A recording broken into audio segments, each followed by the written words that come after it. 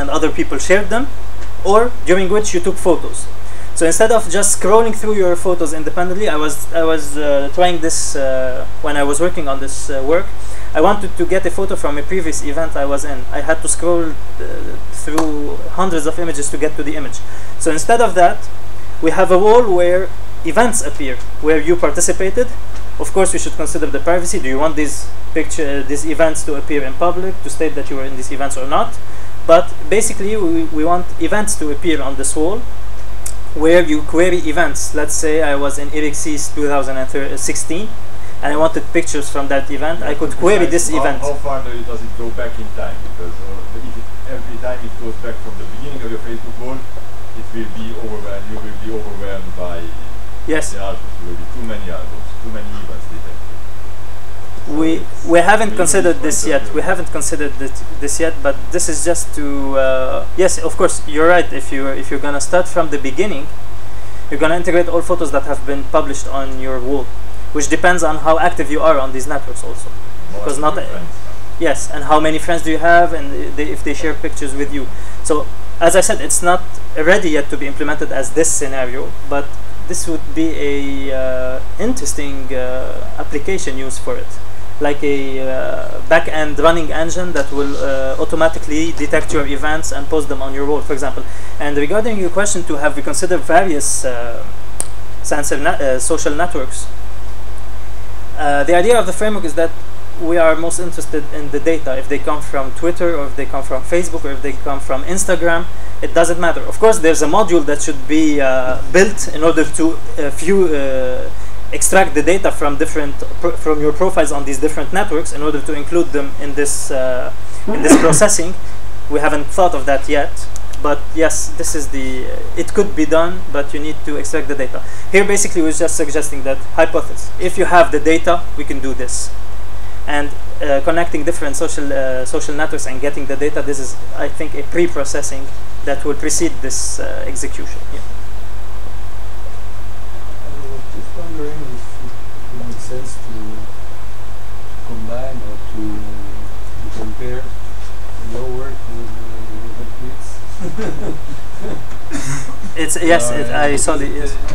The main difference is that we are working on streaming data, and he's working on established multimedia data. So, we will hear what you say, because I will have some questions on the evolution and on the dynamicity of the thing. Maybe the number of attributes. Oh, sorry. Yeah, just to say, by comparing with what Sullivan is doing, maybe the number of attributes is quite higher with what you are doing, because there are many attributes in the tweet, and if, for example, at the first step attribute extractor, you are using YOLO to extract just, let's say, 10 type of image you want, or you do not want in the image, it will be, I don't know, 30 attributes. So I don't know if 30 attributes is still, isn't it too much? No? We haven't tested yet with this much attributes, because in our testing scenarios we had less attributes than 30. But theoretically, if the data is well distributed in a way that it's constraining, one tweet or one picture per event, it's going to be difficult to do this, because it's going to explode later on. The graph will be huge. But if we're talking about, for example, the Fête de Lyon, where all the tweets go to one event, when we tested with 1,000 plus photos for one event, it was simpler than testing one photo for 100 events. So there's specific scenarios where this could work, but it depends on the data distribution. I think this is the most important factor here. Yeah, just a small remark. In fact, I don't know. In fact, on the subject of accuracy being dependent on the distribution of the data, if I understood well, you said that it's not the accuracy; it's the performance that's dependent on the and that after you need to find the granularity in order to have a better. I mean, it's something that reminds me a bit of defining the parameter of the scan, for example, because it depends also on the distribution of the data. Yes. And there are many works that try to extend the scan in a way to find these parameters. So I'm just wondering whether it's possible to follow maybe the same logic that has been followed I think, just to give you an answer that's really well thought, I think that it's of course it's interesting to see how they did it, but I think the most important factor here would be to study the evolution of the profile of this user, because many users publish daily, other users publish once per month, and the main idea of our accuracy results is you cannot suggest that day and city, for example, is the best granularity for all people, because they act differently, they behave differently on these networks. This is future work for us. We haven't gone through it yet. This is why I can't give you really a very precise answer about this. But of course, it's interesting to see how it was exploited in the DB scan context. So this is the part here that where I'm facing some difficulties. This is my ongoing work now on sensor event detection. So basically, what we are trying to do here is consider sensor networks. In the context of my PhD, we're interested in smart energy sensor networks, and we're going to try to detect and handle events in these environments. So when researching sensor networks, we found various applications for them. We now use them in military intelligence applications, environment monitoring applications, smart homes, smart buildings, even in the industry production for the manufacturing to produce efficiency in manufacturing process, and in healthcare assistance. But we are most interested in smart energy applications for sensor networks, because we notice that energy networks are evolving, the components of energy networks are changing, the exchanges of power and data are now bidirectional. Before we used to have traditional energy networks where there's consumers and producers, and it's a one-way power exchange. New power sources are rising, so there's many changes to energy networks, and the traditional network is now overwhelmed with these challenges. This is why we started recently talking about smart energy networks, where we include IT in these networks in order to better manage them. And basically some examples: smart buildings, smart cities, smart grids. And we chose to work on smart building because we thought that since it has lots of occupants, it could also be very interesting to detect events in such an environment.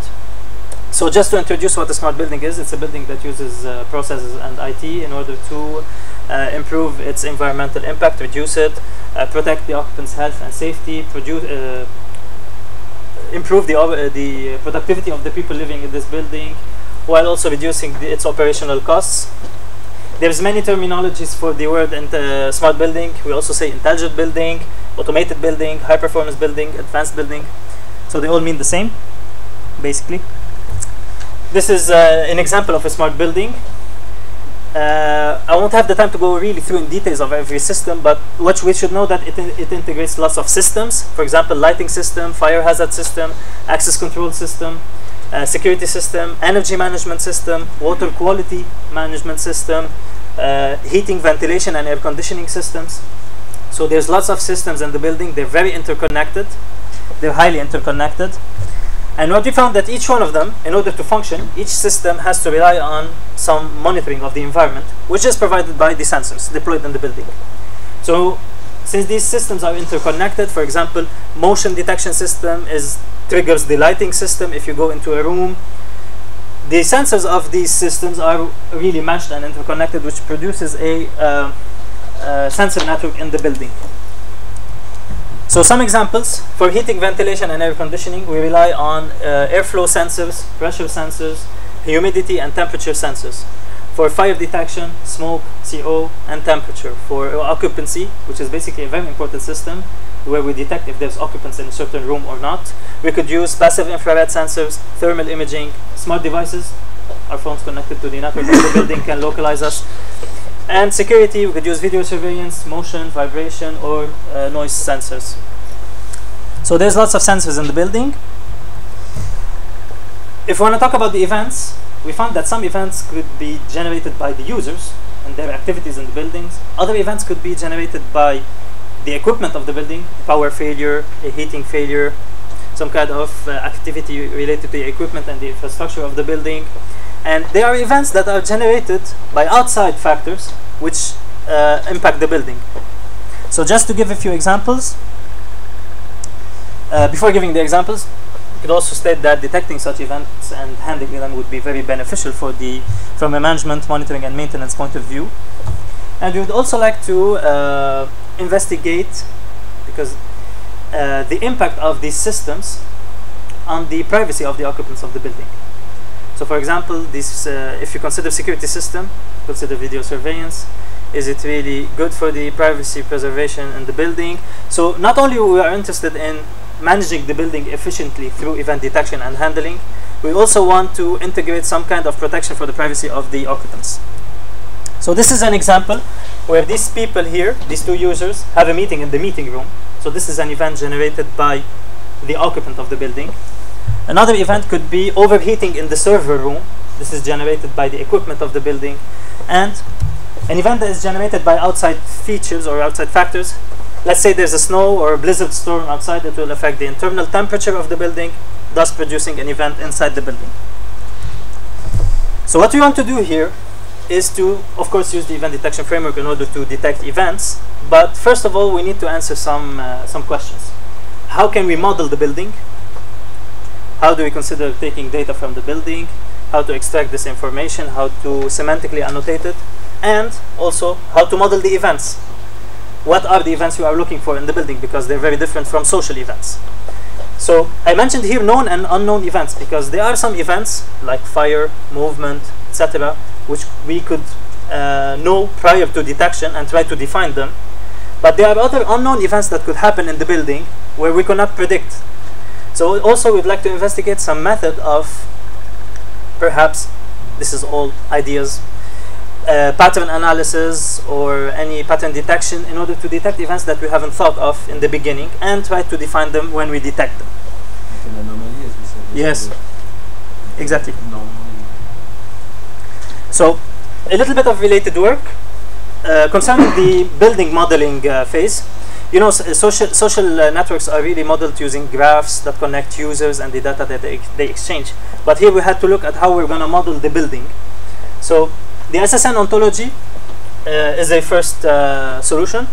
This is an ontology where they define really the sensor, where it's deployed, how does it produce an observation, how does it give a result, etc.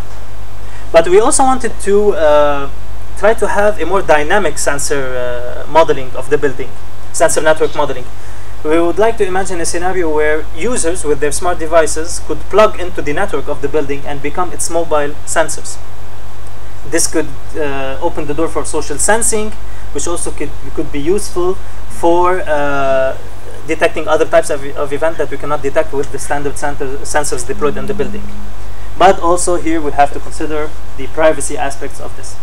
It could be also a danger, because if the purpose of the device is to introduce untrue information, false information in the system, I mean, maybe it is not one of the problems we are addressing, but I mean, when you include the sensors of the mobile device in your system, I think you take a risk, because producing false data? if the intentions of the people doing that are not good, maybe they can introduce failure. Yes. So just an idea. Maybe yes, of course. It should be considered. Regarding what you are doing. Yes, yes. No, it's very interesting, because we're considering now that the occupants of the building should be, for example, the employees of this of the company that has this building. So we're not taking into consideration. This is a very important remark. We're not taking into consideration malicious usage of the social sensing in the building. But yes, this could be a possibility. This could happen. Can you leverage the ontology yesterday? Yeah, he's not here today. Yes, maybe yes. Would it make sense, or why does it make sense to? It could make sense, especially for the event definition language that he demonstrated yesterday. Yes.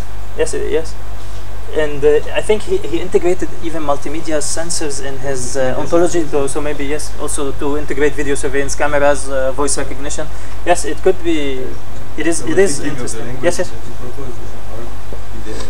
possibility to make a approach with this language, or is it completely different? No. Cyber-physical systems is another way of looking into things here. So cyber-physical systems is a tight combination and coordination between the computational aspects, which are the cyber part, and the infrastructure or the physical aspect, which is the physical part. So here we can see the building as a cyber-physical system, where the physical part is the infrastructure of the building and the sensor network. The cyber part would be the mechanism to detect events and handle privacy issues. So there's many ways of modeling the building. For event modeling, this is maybe where we could recapitalize on Dia's work, where we could use the event definition language, try to define known events, but we should also consider this detecting unknown events or trying to predict unknown events. So this is still a work in progress. This is an overview of what I would like to achieve. We are nowhere near here, but yes, this is what we would like to do. We would like to consider a big framework in which we have the network or the environment modeling as a module, where we, for example, here we're going to try to model the building before try to model a social network, and we would like to have another module for event modeling and language definition. And then we will try to extract data from the model of, for example, here the building, and transmit this data to the event detection framework, which we explained before, which we saw in the first work on social event detection. Of course, there's some tweaking to be had here, especially in the pre-processing of the data and stream processing, because data coming from sensors is really different from data coming from users. And finally, what we'd like to do is to try to achieve near real-time detection of the events in the building, and also have a module for historical data querying, where we could save the data from the building and then query unurgent events later on. So this is just an idea of what we would like to achieve. And I will end this presentation with the problems that we should address before going for this solution.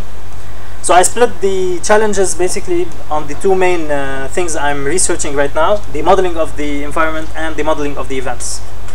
So if you consider the modeling of the environment, which is here the smart building, for example, how to consider a dynamic sensor networks with the challenges that it could pose, how to integrate social sensing without compromising false negatives, without having problems with the malicious data transmission, how to work with stream data, how to annotate it, because if we receive values from sensors, we should know this value is related to temperature, this value is related to humidity, so we should have a semantic annotation of the data. This is maybe where we could use the semantic sensor network.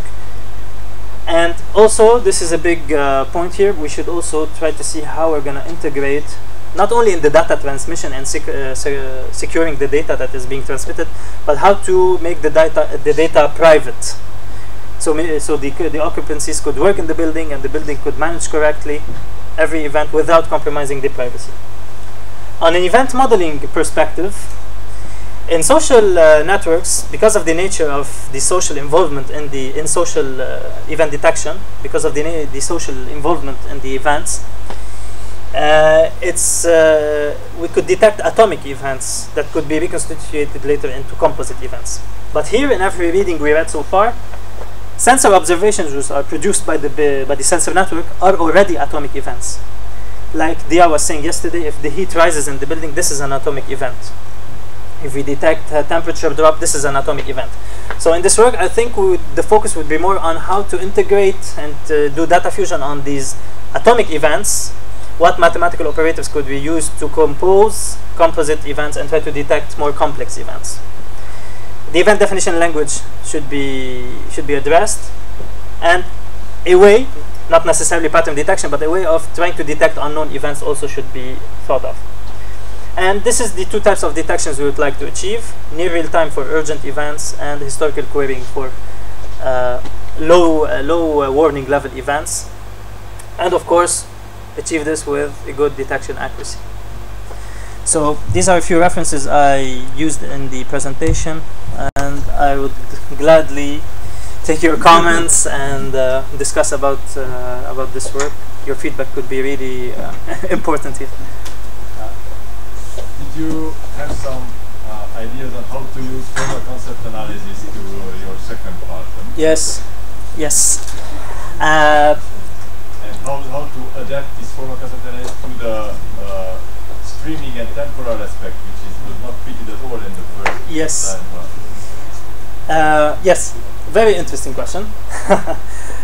First of all, we thought of course, how we're going to use it. There we used to take a bunch of photos, for example, and process them in the lattice. Now we're going to try to take input streams of sensor data that are continuously arriving and try to process them. This is all new here, so my answer could be a little bit shaky, but I would gladly accept your I would likely discuss this with you because this is important. I think a way of proceeding with this is using sliding windows, temporal windows, where we say we're going to put the focus on the building right now between this timestamp and this timestamp, and try to detect what happens in this time. So this is for urgent events. We could like say in a scenario, we're going to try to monitor the building. We're collecting data constantly, but the event detection could be limited to a window. Point of view and theory than working on a fixed set of data, Yes. building lattices, because you have other types of constraints if you're working on streaming data than if you work on Exactly. established data. Yes, yes. This is one of the challenges we're facing so far. That I think there's ways of overcoming this, because we could consider temporal and spatial and temporal relationships, and try to monitor the building during various time intervals or in various locations, and try to combine time and time and spatial relations in order to have the biggest range possible in the lattice at the end. But it's a challenge. It's a challenge because it could affect also the techniques are to be searched in anomaly detection or in Yes. We could try to filter the data. In expert system, you predefine some rules that if this happens, this happens. It's more or less same approach as you let the user select what is important, what are the important characteristics for him in your first part. You say, if the social aspect is important, then you select. Yes. And as you have a fixed number of sensors, different types of sensors, then it may be possible to let the user define some rules a priori. Yes. That may trigger some alerts. One idea Combine this with your non-supervised detection. Yes. One idea we had is to try to implement a module for anomaly detection prior to the detection of events. So what we do is, instead of processing all the data, maybe we'll receive 100 sensor reading of temperature that are normal. There's nothing alarming to these data. So why try to detect an event here? So maybe one idea could be to try to detect anomalies in the sensor readings. First of all, make sure that it's not a problem of capturing data, that these values are true, and then try to only process harmful or potential warning values of sensor readings, for example. So this could make us more efficient in the construction of the lattice part. And I'm coming on the first part. Why don't you use simple filtering methods for a user? If you are in an interactive scenario, Yes. which you are in because you say that the user can select the important features. Okay. Instead of doing formal concept analysis, you do filtering. Some kind of faceting. It's a kind of Facet search, but it can be much faster. The same question. It looked like a faceted search with some kind of group by. Yes, it could be a way of doing that. You would filter basically the data based on the features locations, or yeah, there's many ways of doing it. Yes, it could be one of them. But the semantic. What is the added value of Yes, the approach compared with classical faceted search, improved by some aggregation techniques to group. I think the important part of it, that FCA allows us to be more dynamic. So instead of manually trying to select Because, okay, we want to give the user the chance of customizing his detection, but the added value of FCA that it's really dynamic. And if you look, for example, at our global objective of trying to applying it elsewhere, it could be really helpful to have this dynamic framework that is extensible, could include multiple features at the same time without having to do all of this work prior to detection. So I would say this is very important in the context maybe of trying to be more dynamic than static in this environment. Because if you consider, for example, switching to sensor networks, where we're not just talking about time, location, and people. We're talking about hundreds of attributes related to different sensor readings. It could be challenging to try and do filtering by the building administrator, let's say, not a social network user, by the building administrator to do this manually. I think the biggest added value of FCA is how extensible, how dynamic it allows us to be as a framework as a whole. Yeah. But of course, there's multiple ways of doing, of achieving the same goal, and it's one of them. You do not have to provide the concepts a priori because they define the algorithms. Yes.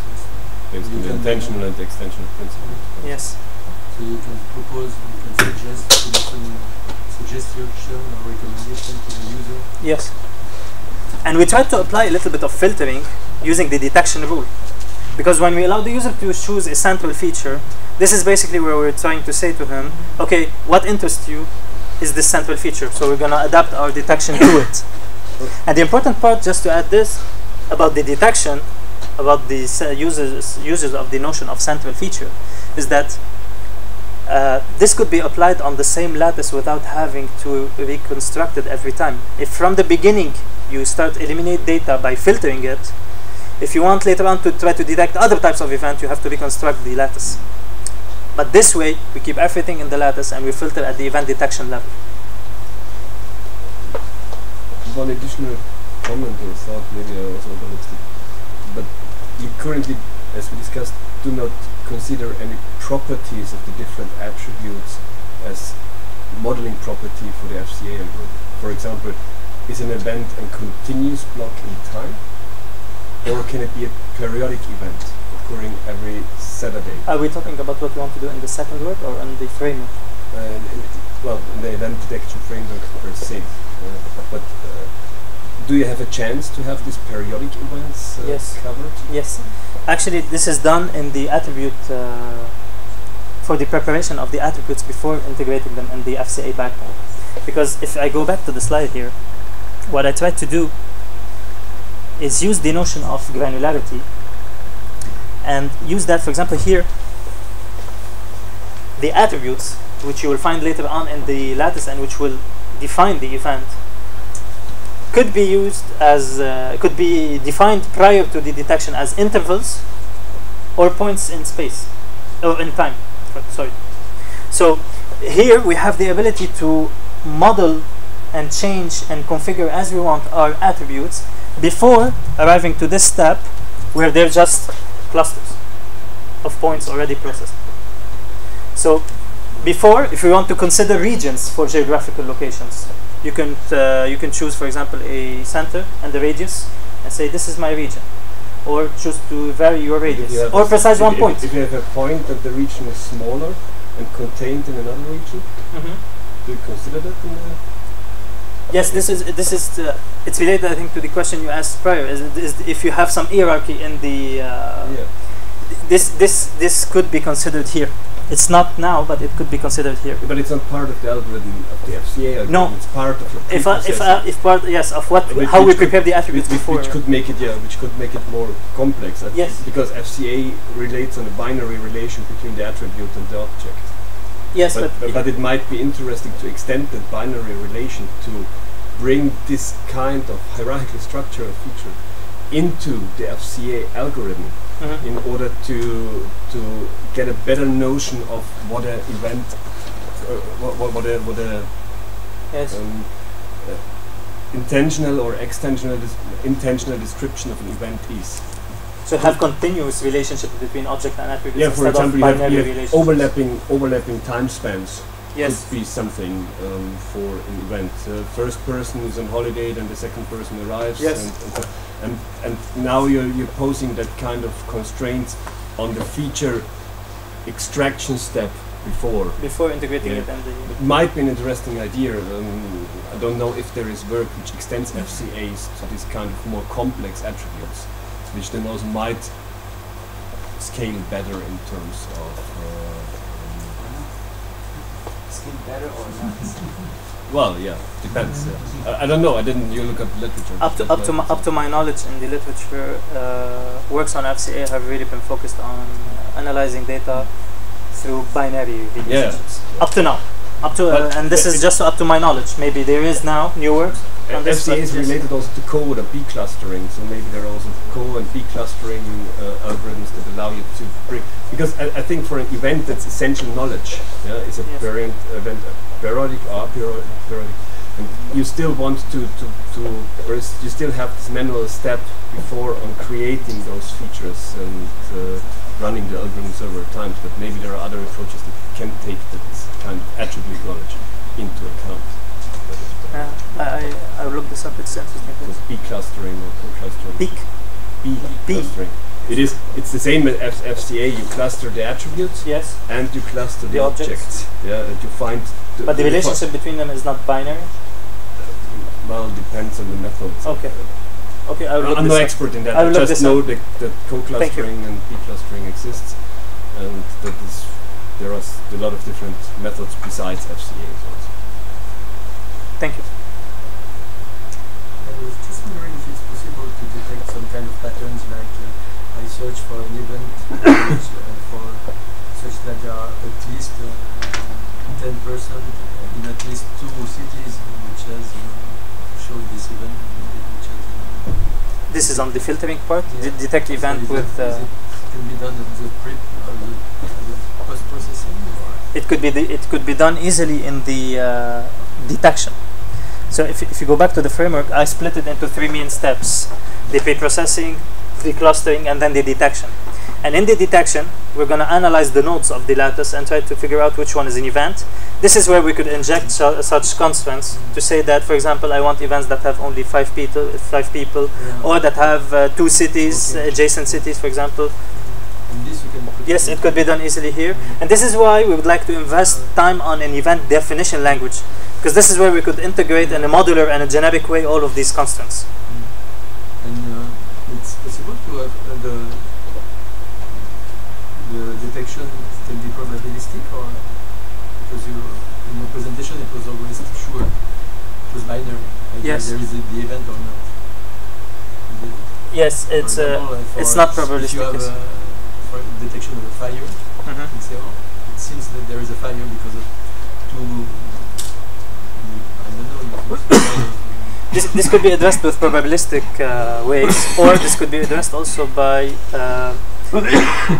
working on the correctness of the definition of the event. For example, if somebody lights a cigarette in the building, it should not be detected as a fire. It should be detected as someone who light a cigarette in the building. So I tend more often to work on the event definition part of it instead of probabilistic clustering, because here we can say, for example, high temperature, CO level rises, no smoke. This is a fire. But if you see smoke with no temperature rise, because the heat is not going to rise from a cigarette, here you can define this other event, which is called, for example, lighting a cigarette, which should not alarm the building manager as a fire. So we don't evacuate the building, for example, because somebody lighted a cigarette.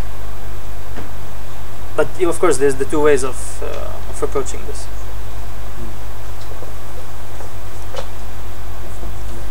Just a remark on yes. In the future work you mentioned crowd sensing or here at the end. Yes. Social sensing. So there is we have in IRIXYS there is a PhD into this topic. Unfortunately, the PhD student is not here because she's in computer with Egypt. Okay. She's in Egypt. And so if you are, I can give you. I'm very interested in having yes, so because so I'm new to this. So she has very nice results. And Yes, I'm very much interested. I wanted to add the social sensing part because I'm new to it. I'm discovering it just now. But of course, I would like to know more about it. So yeah, if yes, it would be helpful. Thank you. Yeah, actually, it's a nice working. Can we use it? Thank you. Any more comments, questions?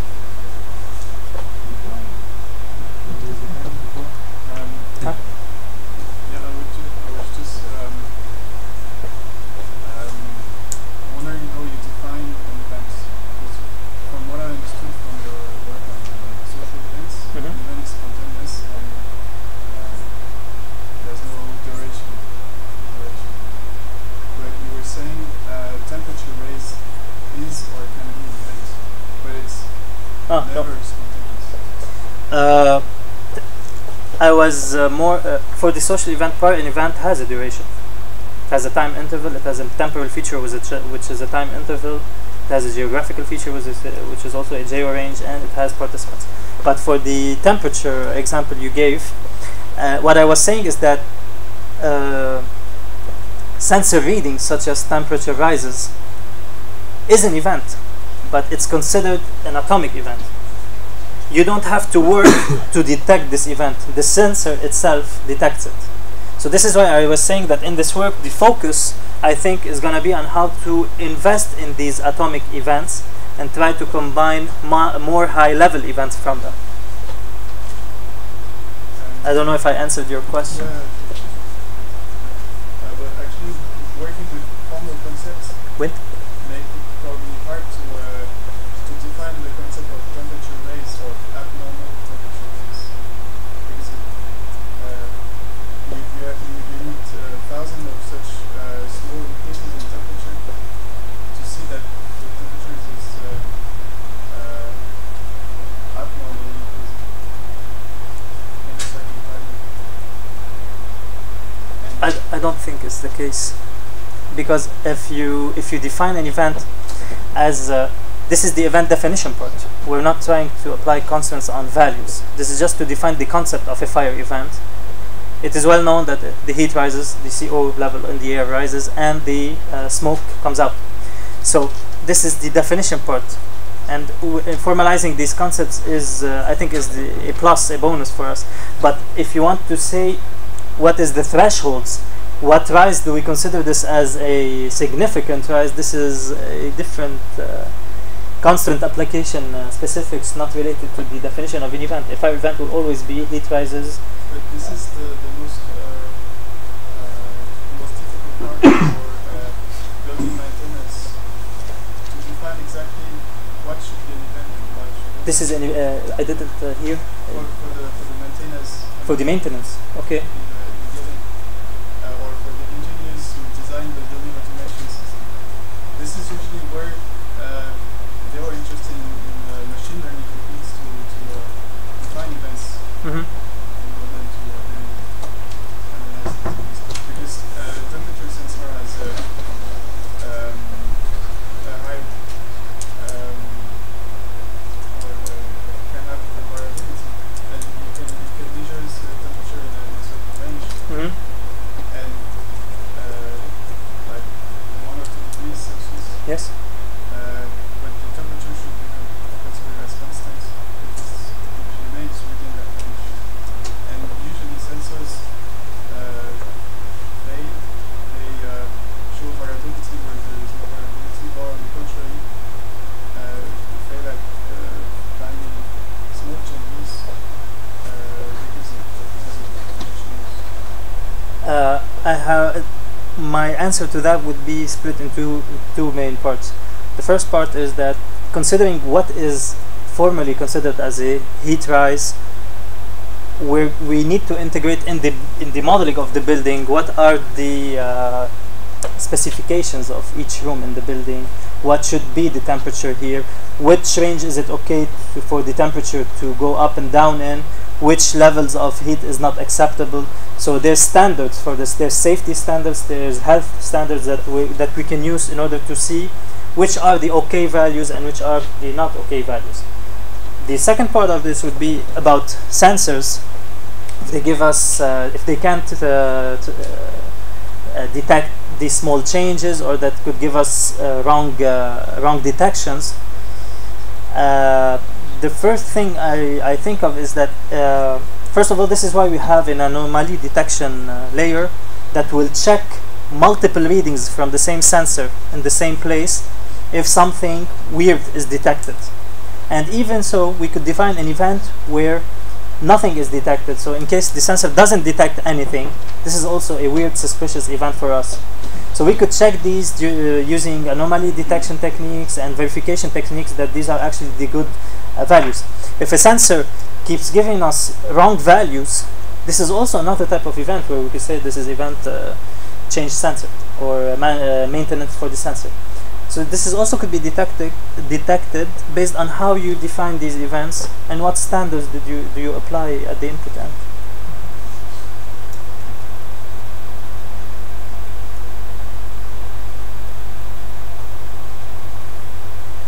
Thank you.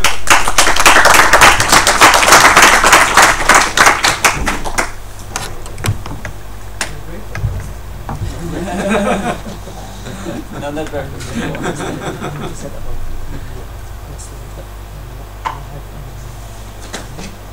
Yeah, it's just some few hints to see where I should look. Well, I just looked it up there. If they're using Python, there are some implementations of because it is also used, for example, support right now.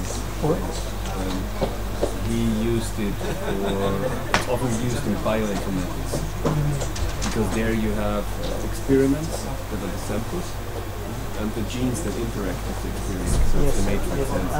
And you're searching for the genes that are related to each other, but in the same time for the experiments that are influencing the genes. And this is this typical kind of yeah, this is this typical kind of deep clustering approach. Where you then get these kind of metrics, yeah. So they have this concept and this concept. So I think there are. Do you think it could be more suitable for the sensor? It might be, yeah. It might be that it's more suitable because it's the formal concept analysis in that sense creates you a hierarchy of possible concepts that you search. You then make groups from the lattice. Yes. So it's, for me, in my mind, but I'm no expert in that.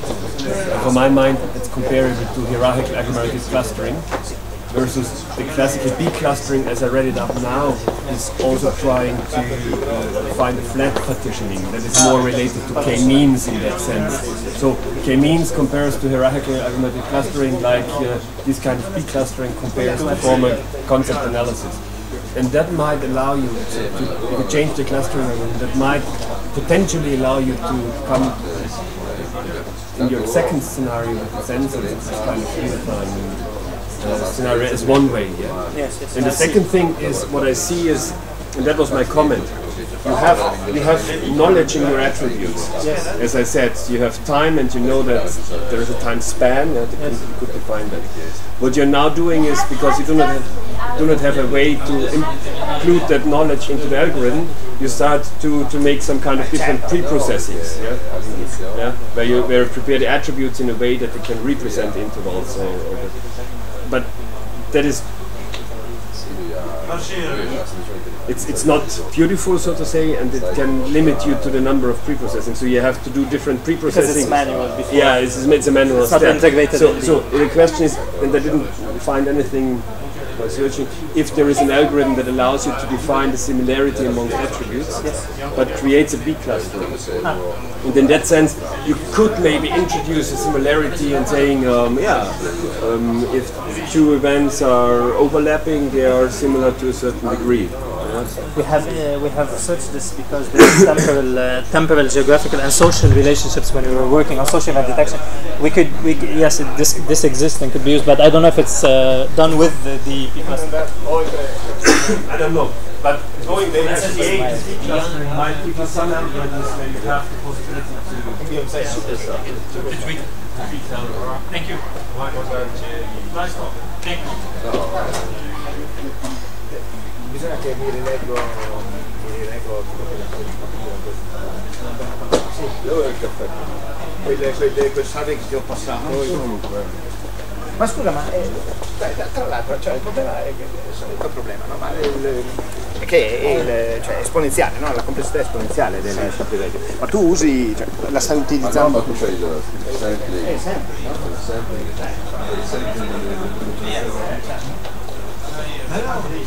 quelli più interessanti dicono questo.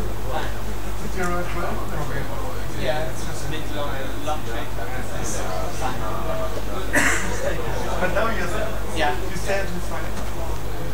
I will leave Friday, every Friday. Yeah. I will try to. If there's some problems with the Japanese and stuff. That's